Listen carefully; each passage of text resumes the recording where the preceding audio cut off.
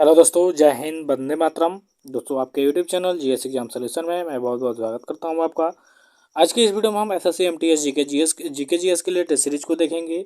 आज की जो टेस्ट सीरीज है मित्रों, वो आपके 60वें नंबर की है और ये सभी क्वेश्चन जो होंगे वस्तुनिष्ठ होंगे, यानी बहुविकल्पी होंगे, मल्टीपल चॉइस क्वेश्चन के।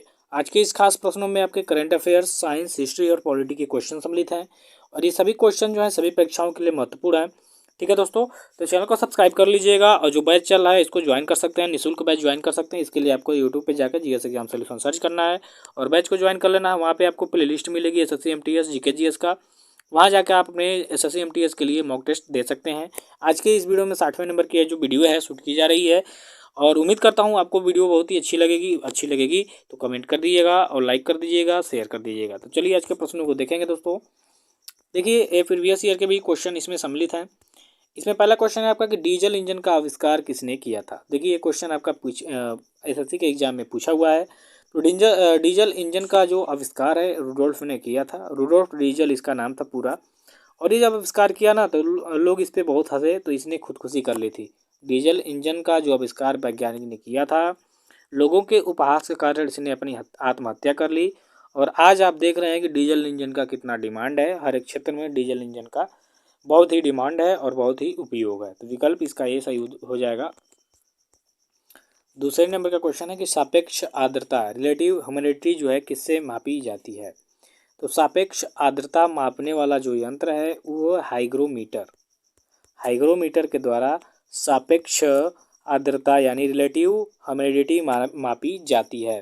तो विकल्प बी इसका राइट आंसर होगा। ये भी आपके एसएससी के एग्जाम में, सॉरी यह 2020 है, 23 यहाँ पे टाइप हो गया है, 2020। ठीक है, चलिए अगला क्वेश्चन है कि इस एक अश्वशक्ति यानी 1 हॉर्स पावर में कितना वाट होता है। ये भी आपके एसएससी के एग्जाम में पूछा हुआ क्वेश्चन है। तो एक अश्वशक्ति यानी हॉर्स पावर जो होता है 746 वाट के बराबर होता है। याद रखिएगा, अश्वशक्ति को इंग्लिश में हॉर्स पावर कहते हैं और 1 हॉर्स पावर में 746 वाट होता है। तो याद रखिएगा 1 हॉर्स पावर इक्वल टू 746 वाट। ठीक है, तो 746 होता है 1 हॉर्स पावर में वाट। तो विकल्प जो सी होगा इसका राइट आंसर होगा। अगले क्वेश्चन की तरफ चलेंगे, चौथे नंबर पे। वर्ष 1897 में इलेक्ट्रॉन की खोज किसने की थी। दो क्वेश्चन इसमें आ चुके हैं। पहला कि इलेक्ट्रॉन की खोज कब हुई थी, तो 1897 में हुई थी। किसने किया था, तो जे थॉमसन ने। किसने, जे थॉमसन। कहीं कहीं थॉमसन भी दिया रहता है, तो घबराने की बात नहीं है। जे थॉमसन जो था, इसने वर्ष 1897 में इलेक्ट्रॉन की खोज की थी। तो विकल्प यहाँ जो डी होगा इसका राइट आंसर होगा। ये भी इसका पूछा हुआ क्वेश्चन है। 5 नंबर का क्वेश्चन देखिए कि रेडियोधर्मिता की जो इकाई है वो क्या है। ये भी आपका पूछा हुआ एग्जाम में क्वेश्चन है। तो रेडियोधर्मिता की जो इकाई होती है मित्रों, वो क्योरी होती है। क्या होता है, क्योरी। ठीक है, विकल्प जो आपका ये होगा इसका राइट आंसर हो जाएगा विकल्प ए। छठे नंबर का क्वेश्चन है कि रेडियो कार्बन काल निर्धारण किसकी आय का आकलन करने के लिए प्रयुक्त किया जाता है। देखिए, आप लोग हिस्ट्री भूगोल पढ़ते हैं तो उसमें रहता है कि रेडियो कार्बनिक काल निर्धारण द्वारा इसका आयु पता किया गया है। तो रेडियो कार्बन काल निर्धारण जो है यह जीवाश्म में प्रयुक्त किया जाता है और उसमें से क्या होता है, पता लगाया जाता है कि यह वस्तु कितने वर्ष पुरानी है ये। ठीक है, तो ऐसे करके पता जीवाश्म के लिए ये जो क्वेश्चन है इसका राइट आंसर विकल्प भी हो जाएगा। रेडियो कार्बन काल निर्धारण किसकी आय आकलन के लिए प्रयोग किया जाता है, तो जीवाश्म के आय के आकलन के लिए रेडियो कार्बन काल निर्धारण का प्रयोग किया जाता है।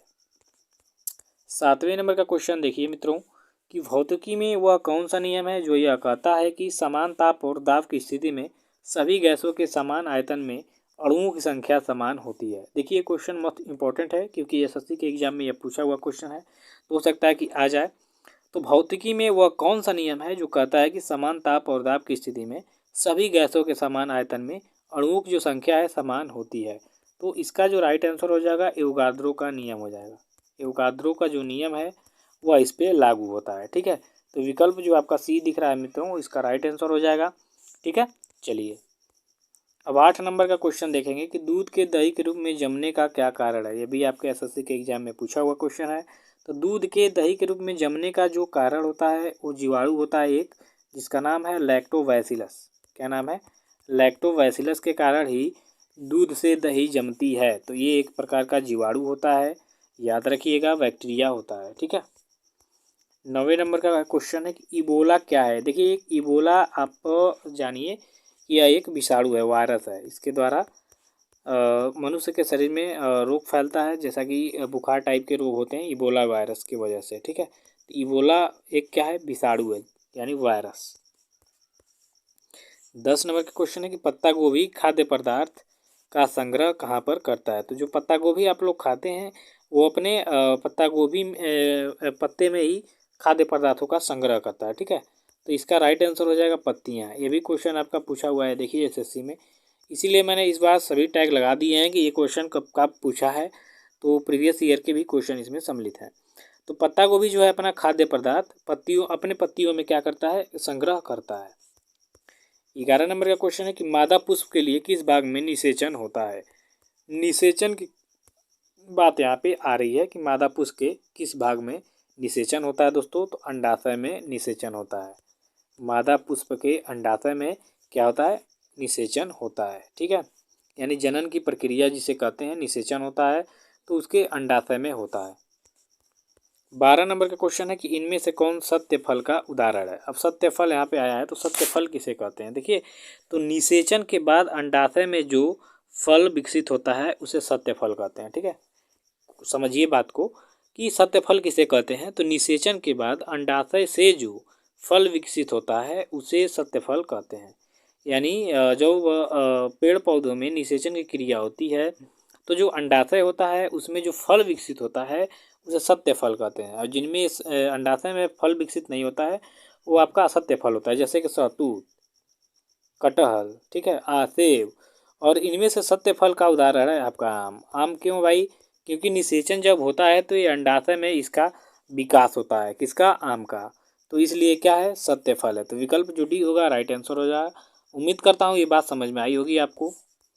13 नंबर का क्वेश्चन है कि पारिस्थितिकीय विज्ञान केंद्र कहाँ पर स्थित है। तो मित्रों पारिस्थितिकीय विज्ञान केंद्र जो है आपके बेंगलुरु शहर में स्थित है। कहाँ पे, बेंगलुरु। तो बेंगलुरु इसका क्या हो जाएगा, राइट आंसर हो जाएगा विकल्प ए। अब 14वें नंबर का क्वेश्चन है कि कीड़ों के अध्ययन को क्या कहते हैं। तो मित्रों कीड़ों के अध्ययन को, देखिए टॉप ट्रेंडिंग क्वेश्चन है, ये क्वेश्चन पूछा हुआ है।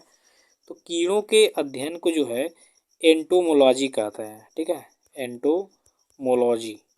एंटोमोलॉजी में जो है आपके कीड़ों का अध्ययन किया जाता है। तो विकल्प जो आपका बी होगा इसका राइट आंसर हो जाएगा मित्रों कि कीड़ों के अध्ययन को एंटोमोलॉजी कहते हैं। इसके अंतर्गत कीड़ों का अध्ययन किया जाता है। 15 नंबर का क्वेश्चन है कि लुई पाश्चर ने किसकी खोज की। तो लुई पाश्चर जो था इसने रेबीज रोधी टीका का खोज किया था। रेबीज रोधी यानी जो कुत्ते के काटने से रेबीज नामक रोग फैलता है उससे बचाने के लिए इसने टीका खोजा था, और इसने दुनिया को सही बचा लिया भाई, क्योंकि रेबीज रोधी टीका नहीं खोजा होता तो आज जो कुत्ते काटते हैं मनुष्य की मृत्यु हो जाती है और बहुत ही खतरनाक घातक साबित होता। तो विकल्प जो सी है इसका राइट आंसर होगा। 16 नंबर का क्वेश्चन देखिए कि लोसार जो महोत्सव है कहाँ पर मनाया जाता है। तो मित्रों लोसार जो महोत्सव है ये आपका हिमाचल प्रदेश में मनाया जाता है। कहाँ पे, हिमाचल प्रदेश। तो इसका जो राइट आंसर हो जाएगा विकल्प डी हो जाएगा कि हिमाचल प्रदेश में लोसार महोत्सव जो है मनाया जाता है। 17 नंबर का क्वेश्चन है कि मिर्च महोत्सव जो है कहाँ पर मनाया जाता है मित्रों। तो मिर्च महोत्सव जो है आपके मध्य प्रदेश में मनाया जाता है। मिर्च से मध्य, ठीक है, म से मध्य, म से मिर्च, तो ये दोनों एक दूसरे के देख लीजिए पूरक लग रहे हैं। तो मिर्च महोत्सव जो है मध्य प्रदेश में मनाया जाता है। 18 नंबर का क्वेश्चन है कि अंग्रेजी भाषा दिवस कब मनाया जाता है। देखिए हिंदी दिवस तो 14 सितंबर को मनाया जाता है। अब यहाँ क्वेश्चन है कि अंग्रेजी भाषा दिवस कब मनाया जाता है दोस्तों। तो अभी हाल ही में मनाया गया है 23 अप्रैल को अंग्रेजी भाषा दिवस। ये करंट के क्वेश्चन है तो ध्यान दीजिएगा। अब 19 नंबर का क्वेश्चन है कि जियो सिनेमा के नए ब्रांड एम्बेसडर कौन बने हैं। तो अभी हाल ही में जियो सिनेमा के नए ब्रांड एम्बेसडर बने हैं आपके रोहित शर्मा। और रोहित शर्मा जो है इस समय आईपीएल में आपके खेलते हैं एमआई से, यानी मुंबई इंडियंस से। और मुंबई इंडियंस के जो मालिक हैं आपके मुकेश अंबानी जी, उन्हीं का जियो सिनेमा है। तो याद रखिएगा रोहित शर्मा जो है जियो सिनेमा के नए ब्रांड एम्बेसडर नियुक्त हुए हैं। अब 20 नंबर का क्वेश्चन है किस राज्य में खोंगजोम दिवस मनाया जाता है। अभी हाल ही में खोंगजोम जो दिवस है यह मनाया गया है। तो यह मनाया जाता है भारत के मणिपुर राज्य में। मणिपुर की राजधानी दोस्तों क्या है? तो इम्फाल है, याद रखिएगा। 21 नंबर का क्वेश्चन है कि भारत का सबसे बड़ा तेल आपूर्तिकर्ता जो देश है कौन है? तो भारत का सबसे बड़ा तेल आपूर्तिकर्ता जो देश है वो आपका रूस है। अभी हाल ही में ये सूची जारी की गई है, तो अभी हाल ही में जो रूस है ये सबसे बड़ा भारत का तेल आपूर्तिकर्ता देश बन गया है। चलिए 22 नंबर का क्वेश्चन देखेंगे कि विश्व बैंक के लॉजिस्टिक प्रदर्शन सूचकांक 2023 में भारत का कौन सा स्थान रहा? तो अभी हाल ही में जो विश्व बैंक है इसने एक प्रदर्शन सूचकांक निकाला है, जिसमें भारत की स्थिति जो है 38वें नंबर की है। पहले से बहुत ही बढ़िया स्थिति में आया है ये, ठीक है, तो याद रखिएगा। 23 नंबर का क्वेश्चन है कि राष्ट्रीय पंचायती जो राज्य दिवस है कब मनाया जाता है? ये वेरी इंपॉर्टेंट क्वेश्चन है।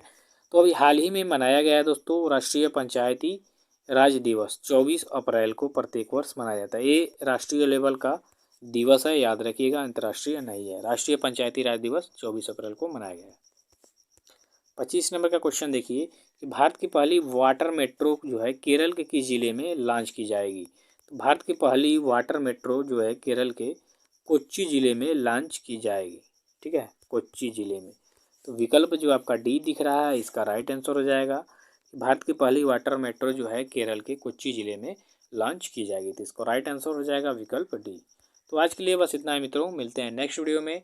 रात 8 बजे देखिए, रात 8 बजे आप एसएससी से रिलेटेड अन्य किसी भी एग्ज़ाम की अगर तैयारी कर रहे हैं तो चलती है स्टैटिक जीके की क्लास, जिसमें बहुत ही इंपॉर्टेंट क्वेश्चन होते हैं और ऐसे ही बहुविकल्पी प्रश्नों के साथ उसको मैं लेके हाजिर होता हूँ डेली 8 बजे रात को। तो आप हमारे साथ संपर्क कर सकते हैं, ठीक है दोस्तों। तब तक के लिए धन्यवाद। वीडियो अच्छी लगी हो तो लाइक ज़रूर करें।